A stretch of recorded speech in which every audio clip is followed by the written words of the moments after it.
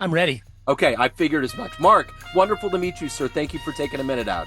Sure. Nice to meet you, Joe. I appreciate the opportunity to have a talk with you. Absolutely. So I love your system. I love what you're doing. And I want to know before we get into that, one of the biggest things we went through recently was this pandemic, the Oh, whole yeah. COVID thing.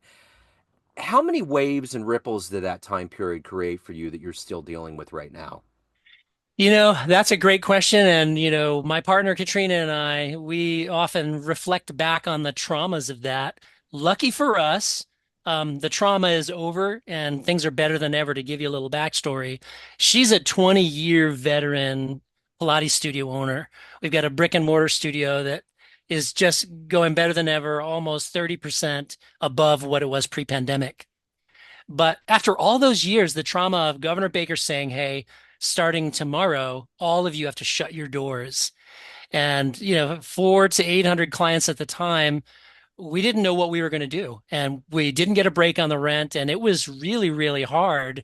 But we very quickly figured it out because we put our heads together. And I brought, my expertise to the table. They couldn't have done what we did without me, and I couldn't have done what I did without them. So that's the beauty of a relationships that really make sense together. Long story short, 4 months into that, we did get to open back up again. We lost all instructors. We're down to one from 10, but we had launched fitstreams.club, our first online property, which was all fitness. Yeah. 23 instructors, Pilates, yoga, animal flow, kin stretch, and strength training. And it's a wonderful thing. But what I learned during that time is I still hadn't created the thing that people like me needed. Yeah. Right. So the trauma is behind us. Thanks for asking. We're feeling good. We're feeling real good. Yeah. So I'm curious. Let's get into what you do on a daily basis as the Yeah. creator of the Feelness System, and I want to do this. I want to put you in front of a bunch of grade school kids, third graders. It's career day. One of the Yes. kids in the back of the room is curious and says, "Hey, what do you do for a living?" How do you answer them? That's a great question. I'm talking to grade schoolers. I love this question because it puts me in a different mind space because our target is the over 50. Yeah. But for the grade schooler, I would say, thank you, Billy, for asking that.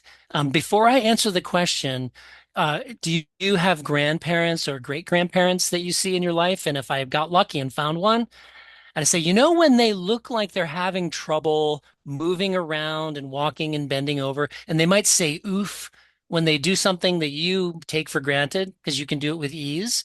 Yeah, Billy says, I get that. Well, that's what I do every day is put together systems that your grandma, your grandpa could use to take back those good feelings doing daily tasks. So, what did you want to be in the third grade? What was your dream? In the third grade, it was fireman. All right, I gotcha. I wanted to be a policeman. I get it. Right. I got to slide down the pole the year before I Wow. moved to Florida.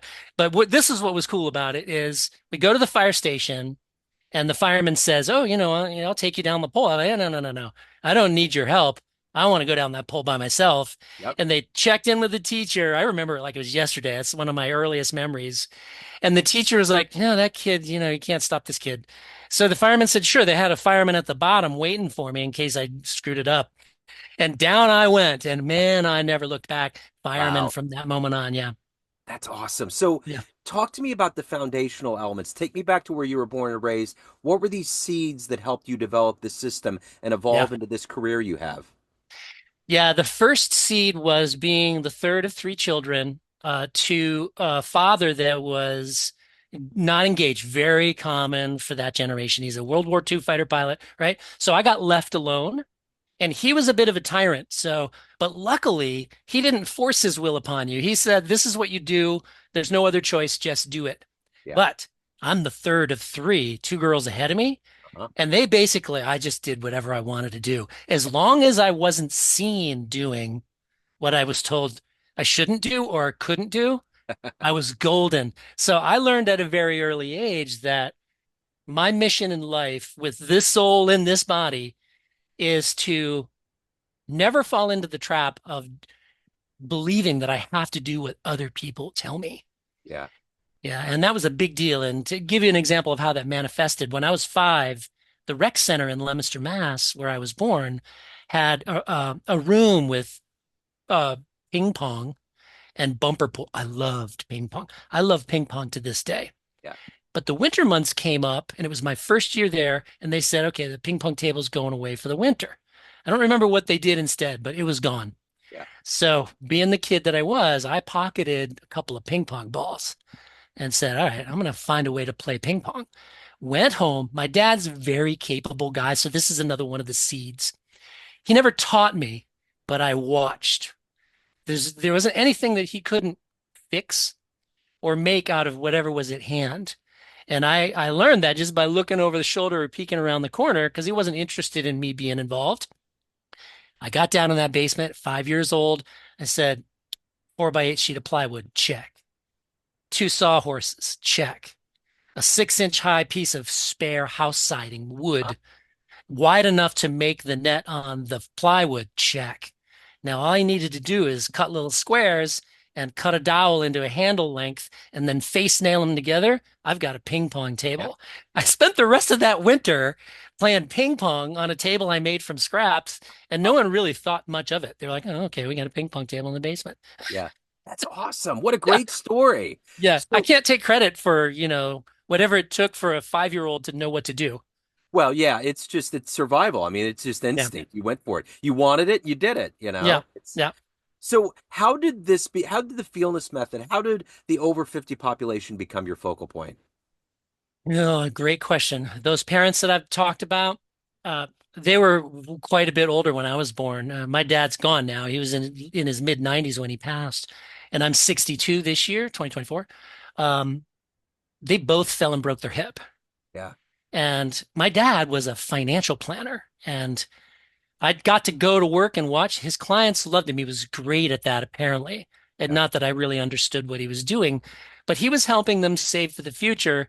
And he did that for himself too. But here's what he didn't do because culture and education didn't give him the understanding that the body is actually more important, if not at a minimum, as important as the money that you're going to spend driving around in your body in your golden years.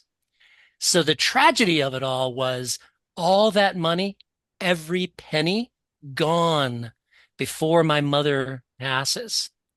So she's having to figure out how to raise more money because they ran out and they were not living the dream of the golden years.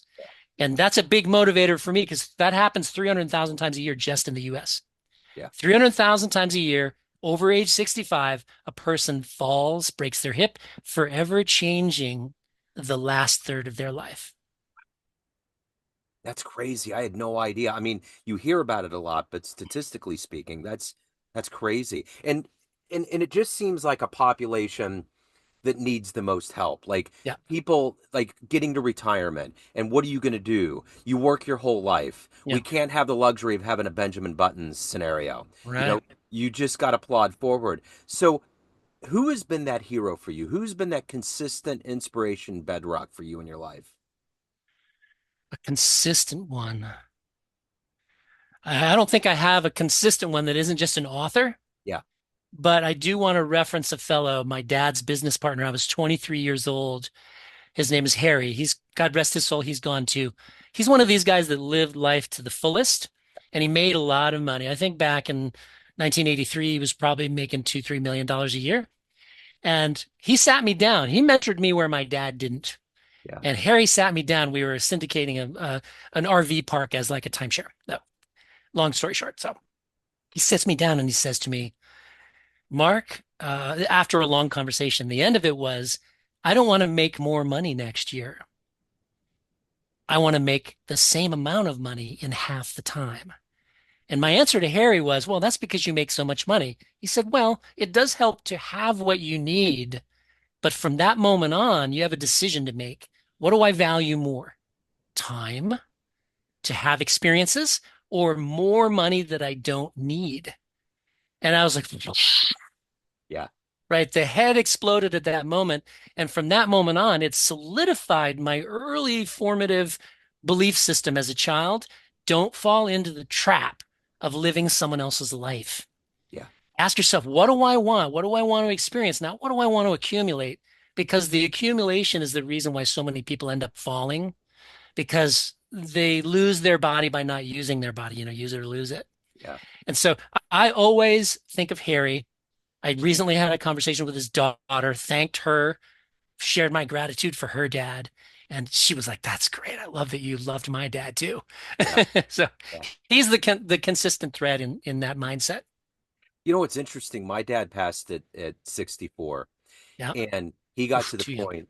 Yeah, I mean, it's like I remember when I would take him to appointments at the end, everybody was like, "Wow, you're just so young." He was Yeah. diabetic, he was overweight, he had heart issues. There were things that kind of just built up over time. And I remember he was Right. in a Right. nursing home, and I finally went in and I was like, we got to do something. We got to reverse this. I was just really emphatic. But there was a part Mm. of him that was just trained, and he just lived the way he lived. And I think at that point he just knew he was getting to the end. And it was Right. heartbreaking. And I bring this up to you because at that point, very close around that point, it was like I got to do something different because there's not going to be a reverse button. There's not going to be a reset button. You literally, I'm 52 now. You literally get to a point where the damage is done, and you The know this. slippery slope. Yeah. You know what I'm saying? So Yeah. it's interesting. That's why I'm fascinated with this work you're doing because I think it's something that we get caught up in the day by day. We don't think about the future, but then Yeah. you just all of a sudden get to this point where you wake up and you're this age. You're like, I never thought I was going to be middle or old. Right. It's like the boiling frog. I love that you Right. brought up the Benjamin Buttons reference Yeah. because Yeah. that's not an option. But you know the boiling frog story, right? Yeah. Yeah. Yeah. Absolutely. Yeah. That's exactly what it is. And it's before you realize what's happened to you, it's too late. It's set in stone. It's too late. Yeah. Yeah. Yeah. It's choices. So let me ask you this. If you could meet one person on the planet right now that would benefit what you do and who you are and spend a little time with them, someone fascinating, who would you love to meet and hang out with? Not like a person by name, right? It could be anybody. Anybody. I mean, it Yeah. could even be someone from your past. Yeah. Oh, there we go. Yes, I know exactly who. Yeah. His name was Bob. He was the father of some neighbor kids, bunch of geniuses, a whole family of geniuses, super smart. It's kind of why I gravitated toward them because their lives were inherently fascinating Yeah. because they were full of curiosity, but like so many cerebral people, they live from the neck up. Yeah. Um, he was failing even when I was 14, 15 years old physically. Yeah. All the time in front of the desk with his hunched shoulders. And I saw that at 15. If I could go back in time and I knew what I know now, I would make sure that Bob knew about these prescriptions that could correct those things that he was now oof. I say oof a lot. I love the word. Uh-huh. Oof is we get it, but it also stands for something in feelness, out of function, Yeah. right? Yeah. There's nothing wrong with Bob. He's just out of function. And if I only had known, he Yeah. would have lived a lot longer and I would have been able to share more of what I had accomplished for myself because of him. Wow. What So a great. Bob Lozer, he was a good man. I love that answer. Let me ask you Yeah. this. What is Yeah. that motivation for you to do this work? You have to give a lot of yourself to change lives, but you're a human Mhm. being. You need to evolve and grow too. How do you Yeah. collectively take that and make that who you are every day? That's a great question too. I had the luxury of in my 30s, following the same path, making the decision to go out on the road as a professional musician and live my life according to my terms, echoing Harry's sentiment. Don't make more money, get experiences, Yeah. accumulate experiences. So I spent from my 30s to my 50s mostly um, not worrying about anything but growing as a human. Who am I as a man? Who am I as a human? Who Yeah. am I as an artist? Who am I as someone who can be there for someone else? Yeah. So I don't have to do much of that work now. Yeah. The feelness practice is actually became for me way more than it was designed to be. It's super practical and approachable. But once you reconnect with the sensations of your body, turning off the external messages, as you know, Joe, culture is, especially social media, telling you everything outside of you that you have to have, Yeah. live someone else's life. My feelness practice has me on the ground every day, moving about. And Rumi says this thing, the foot that feels the ground feels itself, right? Yeah. My feelness practice taught me not just the foot. Put my whole body down there and pay attention to what the messages my body gives me. And that's the work that I'm doing now. I don't have to worry about my mindset or my personal goals because that's all in place. Now I just need to advance my ability to communicate that this is a choice that anyone can make. Yeah. As long as you're not too far down that slip and slide. You know, are you a Yeah. Stephen Covey fan by any chance, Joe? Yeah. Yeah. Oh, yeah. Absolutely. Okay. You know the story where he says, if you have beliefs, they should be principally oriented. Don't just take whatever you've been given. Yeah. Evaluate your beliefs. And the analogy that he said is if you decide life is no longer worth living and you jump off a 10-story building, you can't change your mind on the way down Right. because you're already under the influence of a principle, the Yeah. principle of gravity. Yeah. And if our beliefs are wrapped around a principle that says yes to whatever it is we want, there you go. Yeah. That's the biggest lesson for me is Yeah. trade what I was told was true for what is more true for me because it says yes to bringing value to myself and makes me available to bring value to others. That's totally true. So, Yeah. of all of these things that you've done and accomplished and evolved Yeah. into in your life, what are you the proudest of? The proudest of it's got to be Feelness. Yeah. It's got to be. You know, one of your other podcasts, I liked what this fella said. He said something along the lines of, I knew at an early age, wish I could remember his name, I was going to save the world. Yeah. And I thought that's interesting. And that wasn't my experience at all. But my goal was to be the change the world needs to make. Yep. So I did that for myself, not realizing that when I got to my 60s, I would actually have accumulated the skills and the personnel and the relationships around me Yeah. that would allow us to kludge together something that doesn't exist in the marketplace. Yeah. And then that value can live beyond me. Yeah. I'm likely to live to 100. It's genetic for my family. We typically are not brought down by tragic diseases. Thank God. We're blessed in that way. Some of us are not that fortunate. So I've got a good, 40 more years. Totally. Yeah. And so every day I get up and all I want to do is share the option with others. It's a choice. Yeah. We are infinite choice makers, as Deepak tells us. Yeah. Infinite choice makers. So I got to know, as a musician, what was the first live concert you saw that blew you away? First one that blew me away has to be the Doobie Brothers. Wow. Yeah. I, Doobie Brothers with Michael McDonald out front. so we saw a preview for a show called Yacht Rock. That's what they call that Oh, genre. oh yeah. And yeah, and so he's in it. I will never forget that iconic song of theirs, "Driving Up to My Kindergarten." I will always remember that. Just driving up to Which that one? little schoolhouse. Yes. That I can't remember the name of, but it's the Okay. big hit. But Can you sing a line? ah, dun dun dun dun. Dun. Oh man. It Um, was somewhere back in the long ago. There's yes, a yeah, kind of fool. that's it. That's it. That's it. That's the one. That's the one. My head just gets jumbled up. It's like the memory of my life and seeing Michael McDonald to the microphone just clash. Um, so, Yes. so at the end of the day, everyone has this perception of you, family, friends, clients, Yeah. but you run the show. What's your perception of you? Who do you think you are? Yeah. Who do I think I am? I think I am. Here's what I know I am actually. I've stopped thinking about it. I am a spiritual being that for this lifetime is locked inside a physical form. Yeah, yeah, yeah. And my nose is pressed up against the glass. I'm Wow. not backing away from the glass. Yeah, My nose is pressed up against that glass, and I'm interested in the epic ride, right? That's who I am. yeah, All I care about is what am I going to experience today? And more importantly, who am I going to experience it with? All of my peers, for the most part, and I went to 3 high schools, my heart aches for them because they're falling apart at the seams because they bought into all the things that are outside of them and their bodies are failing. yeah. And I just want to take them in my arms and hug them and say, before it's too late, you got to move. And we've created a way for you to move easily. And all you got to do is ask, and I will give this to you because I love you. You're an important part of my life. So that's a I wish I perfect. could do that for everybody. I do. That's what I wish I could do for my dad, man. I wish that was my Yeah. whole wish. So that's a perfect segue. If anyone wants to get involved with your system, they have questions, they're curious, they want to reach out. Any of the good business that's going on in your world, how can they get there?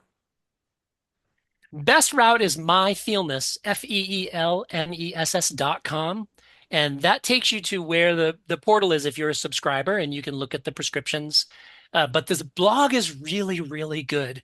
And the blog tells stories of people who have already taken one of the 9 tasks. And that's what makes Feelness special, is there's 9 things that we've been doing all our lives until the moment comes when we go, oof, on one of them. Yeah.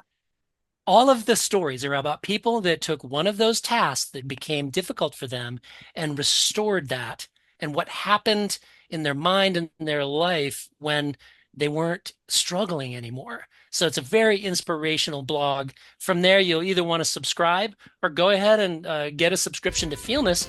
Take it for a ride, put it in your body.